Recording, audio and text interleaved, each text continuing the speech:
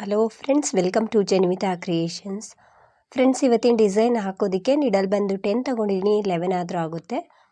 ಇದೊಂದು ಒಂದೇ ಸ್ಟೆಪ್ಪಲ್ಲಿ ಹಾಕುವಂಥ ಒಂದು ಹೊಸ ರೀತಿಯ ಸೀರೆ ಕುಚ್ಚು ಡಿಸೈನು. ಫ್ರೆಂಡ್ಸ್, ಈ ಡಿಸೈನ್ ನಾನು ಕಾಟನ್ ಬಟ್ಟೆಗೆ ಹಾಕಿ ತೋರಿಸ್ತಾ ಇದ್ದೀನಿ. ರೈಟ್ ಸೈಡಿಂದ ಹಾಕ್ತಾ ಇದ್ದೀನಿ, ಅಂದರೆ ಸೀದಾ ಸೈಡಿಂದನೇ ಹಾಕ್ತಾ ಇದ್ದೀನಿ. ಮೊದಲಿಗೆ ಬಟ್ಟೆಗೆ ನಿಡಲ್ನ ಚುಚ್ಚಿ ಥ್ರೆಡ್ನ ತಂದು ಲಾಕ್ ಮಾಡ್ಕೊಳ್ತಿದ್ದೀನಿ. ಲಾಕ್ ಆದಮೇಲೆ ಅದ್ರ ಪಕ್ಕದಲ್ಲಿ ಇನ್ನೂ ಒಂದು ಸಲ ಲಾಕ್ ಮಾಡ್ಕೊಳ್ತೀನಿ. 2 ಸಲ ಲಾಕ್ ಮಾಡೋದ್ರಿಂದ ಸೆಕ್ಯೂರ್ ಆಗಿರುತ್ತೆ, ಬಿಚ್ಚೋಗೋದಿಲ್ಲ ಅನ್ನೋ ಕಾರಣಕ್ಕೆ ನಾನು 2 ಸಲ ಲಾಕ್ ಮಾಡಿಕೊಂಡೆ.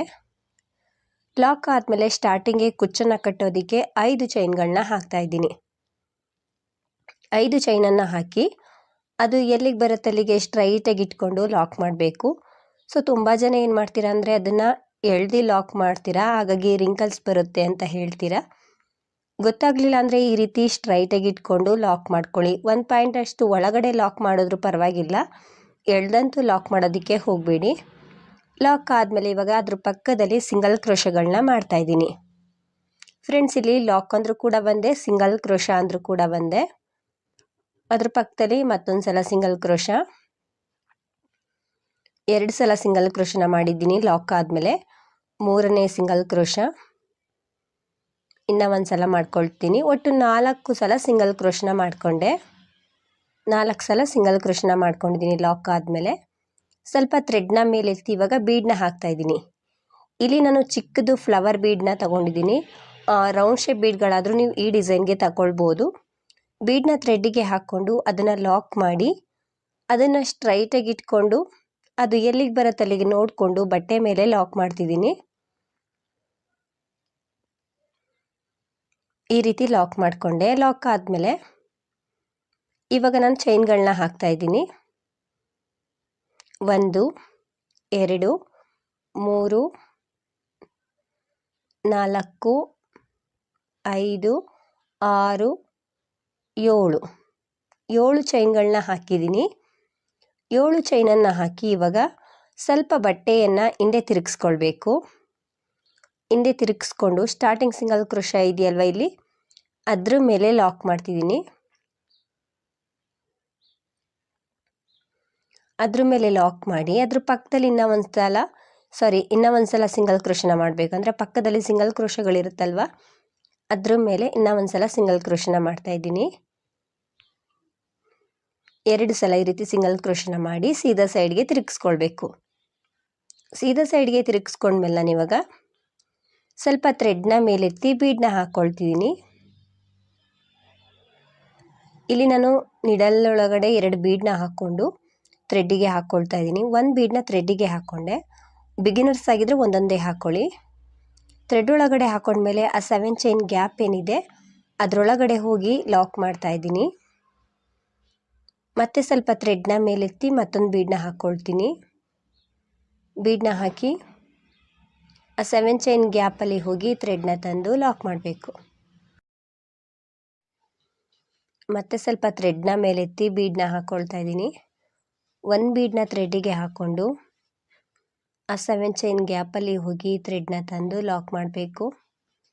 ಲಾಕ್ ಆದಮೇಲೆ 3 ಚೈನ್ನ ಹಾಕ್ತಾಯಿದ್ದೀನಿ. 3 ಬೀಡ್ಗಳನ್ನ ಈ ರೀತಿ ಹಾಕ್ಕೊಂಡ್ಮೇಲೆ ಇವಾಗ 3 ಚೈನ್ನ ಹಾಕ್ತಾಯಿದ್ದೀನಿ. 1 2 3. ಇವಾಗ ನಾನು ಆ ಲಾಕ್ ಮೇಲೆ ಲಾಕ್ ಮಾಡ್ಕೊಳ್ತಾ ಇದ್ದೀನಿ. ಕೊನೆ ಬೀಡನ್ನ ಹಾಕ್ಕೊಂಡು ಲಾಕ್ ಮಾಡ್ಕೊಂಡ್ವಲ್ಲ, ಆ ಲಾಕ್ ಒಳಗಡೆ ಈ ರೀತಿ ಹೋಗಿ ಥ್ರೆಡ್ನ ತಂದು ಲಾಕ್ ಮಾಡ್ಕೊಳ್ತೀನಿ. ಈ ರೀತಿ ಲಾಕ್ ಮಾಡಬೇಕು. ಲಾಕ್ ಆದಮೇಲೆ ಮತ್ತೆ ನಾನು ಬೀಡನ್ನ ಹಾಕ್ಕೊಳ್ತೀನಿ. 1 ಬೀಡನ್ನ ಥ್ರೆಡ್ಡಿಗೆ ಪಾಸ್ ಮಾಡಿಕೊಂಡು ಮಿಕ್ಕಿರುವಂಥ ಚೈನ್ಗಳ ಮೇಲೆ ಈ ರೀತಿ ಚೈನ್ ಒಳಗಡೆ ಹೋಗಿ ಥ್ರೆಡ್ನ ತಂದು ಲಾಕ್ ಮಾಡ್ಕೊಳ್ತಿದ್ದೀನಿ. ಸೊ ನಾಟ್ ಮಾಡ್ಕೊಂಡ್ವಲ್ಲ, ಅದಕ್ಕಿಂತ ಮುಂಚೆ 3 ಬೀಡ್ಸ್ಗಳು ಬಂದಿತ್ತಲ್ವ, ಆ ನಾಟ್ ಆದಮೇಲೆ ಕೂಡ 3 ಬೀಡ್ಸ್ಗಳು ಬರಬೇಕು. ಹಾಗಾಗಿ ಒಂದೊಂದೇ ಬೀಡನ್ನ ಹಾಕ್ಕೊಂಡು ಸಿಂಗಲ್ ಕ್ರೋಶನ ಮಾಡ್ತಾಯಿದ್ದೀನಿ. 1 ಬೀಡನ್ನ ಹಾಕ್ಕೊಂಡು ಆ ಪ್ಲೇಸಲ್ಲಿ ಲಾಕ್ ಮಾಡ್ತಾಯಿದ್ದೀನಿ.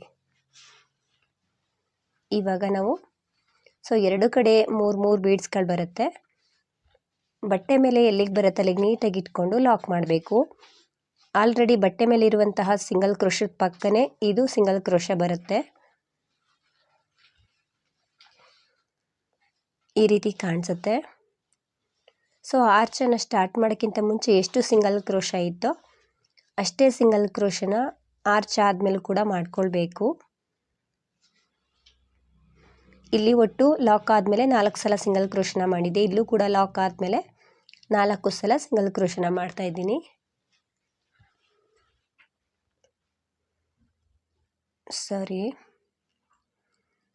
ಸಿಂಗಲ್ ಕ್ರೋಶಗಳ ಮಧ್ಯದಲ್ಲಿ ಗ್ಯಾಪನ್ನು ಕೊಡೋದಕ್ಕೆ ಹೋಗಬೇಡಿ.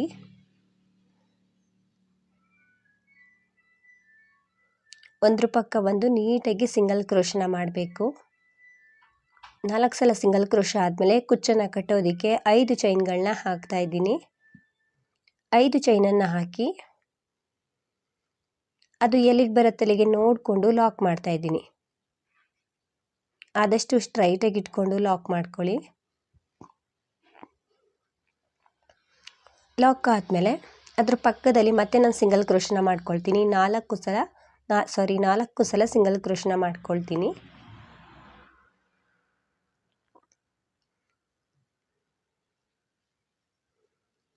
ನಾಲ್ಕು ಸಲ ಸಿಂಗಲ್ ಕ್ರೋಶ ಆದಮೇಲೆ ಇವಾಗ ಬೀಡನ್ನ ಹಾಕ್ಕೊಳ್ತೀನಿ. ನಾನಿಲ್ಲಿ ಫ್ಲವರ್ ಬೀಡನ್ನ ಹಾಕ್ಕೊಳ್ತಿದ್ದೀನಲ್ವಾ, ಇದನ್ನು ನೀವು ಚೇಂಜಸ್ ಮಾಡಿ ಹಾಕ್ಕೊಳ್ಬೋದು. ರೌಂಡ್ ಶೇಪ್ ಆದರೂ ಬೀಡನ್ನ ಹಾಕ್ಕೊಳ್ಬೋದು. ಸೊ ನಿಮ್ಗೆ ಯಾವ ಬೀಡ್ಗಳು ಇಷ್ಟ ಆ ಬೀಡ್ಗಳನ್ನ ಹಾಕ್ಕೊಳ್ಬೋದು. ಬೀಡನ್ನ ಥ್ರೆಡ್ಡಿಗೆ ಹಾಕ್ಕೊಂಡು ಅದನ್ನು ಲಾಕ್ ಮಾಡಿ, ಅಥವಾ ಇದಕ್ಕಿಂತ ಬಿಗ್ ಸೈಜ್ ಬೀಡನ್ನಾದರೂ ನೀವು ಹಾಕ್ಕೊಳ್ಬೋದು.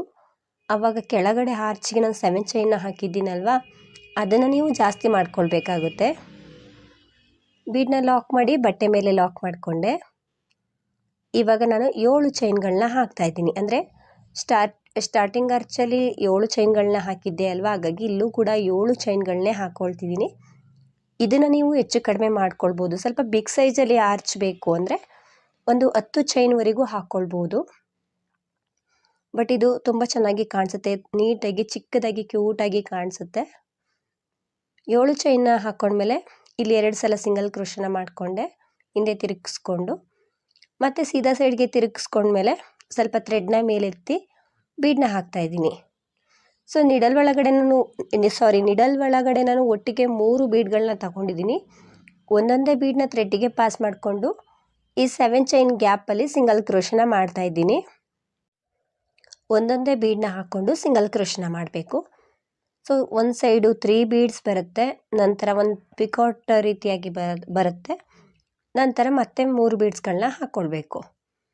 ಸೊ 3 ಬೀಡ್ಸನ್ನು ಹಾಕಿದ್ದೀನಲ್ವ, 3 ಬೀಡ್ಗಳನ್ನ, ಅದಾದಮೇಲೆ 3 ಚೈನ್ನ ಹಾಕ್ತಾಯಿದ್ದೀನಿ.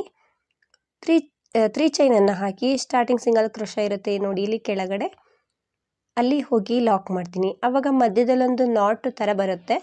ಸೊ ತುಂಬ ಚೆನ್ನಾಗಿ ಬರುತ್ತೆ. ಸೊ ಇದು ಬೇಡ ಅಂದರೆ ಅಲ್ಲೂ ಕೂಡ ನೀವು ಒಂದು ಬೀಡನ್ನ ಹಾಕ್ಕೊಳ್ಬೋದು. ಮತ್ತು ಸ್ವಲ್ಪ ಥ್ರೆಡ್ನ ಮೇಲೆತ್ತಿ ಒಂದೊಂದೇ ಬೀಡನ್ನ ಹಾಕ್ಕೊಳ್ತಿದ್ದೀನಿ. ಈ 7 ಚೈನ್ ಗ್ಯಾಪಲ್ಲಿ ಹೋಗಿ ಥ್ರೆಡ್ನ ತಂದು ಲಾಕ್ ಮಾಡಬೇಕು. ಒಂದೊಂದೇ ಬೀಡನ್ನ ಥ್ರೆಡ್ಡಿಗೆ ಹಾಕ್ಕೊಂಡು ಸಿಂಗಲ್ ಕ್ರೋಶನ ಮಾಡಬೇಕು. ಲಾಕ್ ಆದಮೇಲೆ ಇವಾಗ ನಾನು ಬಟ್ಟೆ ಮೇಲೆ ಲಾಕ್ ಮಾಡ್ಕೊಳ್ತೀನಿ. ಸೊ 3 ಬೀಡ್ಗಳನ್ನ ಈ ಸೈಡು ಕೂಡ ಹಾಕ್ಕೊಂಡಿದ್ದೀನಿ. ಇವಾಗ ಬಟ್ಟೆ ಮೇಲೆ ಲಾಕ್ ಮಾಡಿಕೊಂಡೆ. ಒಟ್ಟಿಗೆ ಇಲ್ಲಿ ಲಾಕ್ ಆದಮೇಲೆ 4 ಸಲ ಸಿಂಗಲ್ ಕ್ರೋಶನ ಮಾಡಬೇಕು. ಅಂದರೆ ಬೀಡನ್ನ ಹಾಕಿ ಲಾಕ್ ಮಾಡಿರ್ತೀವಿ ನೋಡಿ ಬಟ್ಟೆ ಮೇಲೆ, ಅದಲ್ದೇ 4 ಸಲ ಸಿಂಗಲ್ ಕ್ರೋಶನ ಮಾಡ್ಕೊಳ್ಬೇಕು. ಈ ರೀತಿ ಆರ್ಚ್ ಕಾಣಿಸುತ್ತೆ. ಸೊ ಮಧ್ಯದಲ್ಲಿ ಕುಚ್ಚನ್ನು ಕಟ್ಟೋದಕ್ಕೆ 5 ಚೈನ್ನ ಹಾಕ್ಕೊಳ್ತೀನಿ. ಸೊ ತುಂಬ ಚೆನ್ನಾಗಿ ಬರ್ತಿದೆ, ಹಾಗೆಯೇ ತುಂಬ ಈಸಿನೂ ಕೂಡ ಇದೆ. ಈವನ್ ಬಿಗಿನರ್ಸು ಕೂಡ ಹಾಕ್ಕೊಳ್ಳುವಂಥ ಡಿಸೈನು. ಸೊ 5 ಚೈನ್ನ ಹಾಕಿ ಲಾಕ್ ಮಾಡಿಕೊಂಡೆ. ಈ ರೀತಿ ಕಾಣಿಸುತ್ತೆ ಫ್ರೆಂಡ್ಸ್ ಡಿಸೈನು. ಸೊ ತುಂಬ ಸಿಂಪಲ್ ಆಗಿದೆ, ನೋಡೋದಕ್ಕೂ ಕೂಡ ಗ್ರ್ಯಾಂಡಾಗಿ ಕಾಣಿಸುತ್ತೆ, ಫಾಸ್ಟಾಗೂ ಕೂಡ ಹಾಕ್ಕೊಳ್ಳುವಂಥ ಡಿಸೈನು. ಹಾಗೆಯೇ ಒಂದೇ ಸ್ಟೆಪ್ ಡಿಸೈನು ಕೂಡ ಇದೇ ರೀತಿ ಸ್ವಲ್ಪ ದೂರ ಹಾಕಿ ತೋರಿಸ್ತಾ ಇದ್ದೀನಿ, ನೋಡ್ತಿರ್ಬೋದು. ಈ ರೀತಿ ಬರುತ್ತೆ.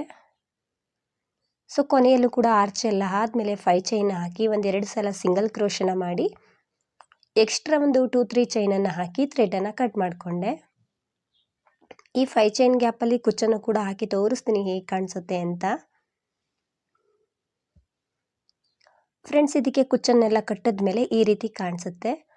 ಸೊ ತುಂಬ ಚೆನ್ನಾಗಿ ಬಂದಿದೆ, ತುಂಬಾ ಗ್ರ್ಯಾಂಡ್ ಲುಕ್ ಆಗಿ ಕಾಣಿಸ್ತಿದೆ, ಹಾಗೆಯೇ ತುಂಬ ಈಸಿ ಇದೆ ಫ್ರೆಂಡ್ಸ್. ಈವನ್ ಬಿಗಿನರ್ಸು ಕೂಡ ಟ್ರೈ ಮಾಡುವಂಥ ಡಿಸೈನ್ ಇದು. ಎಲ್ಲರೂ ಕೂಡ ಒಮ್ಮೆ ಹಾಕಿ ನೋಡಿ, ತುಂಬ ಚೆನ್ನಾಗಿ ಬರುತ್ತೆ, ನೀಟಾಗಿ ಫಿನಿಶಿಂಗ್ ಬರುತ್ತೆ.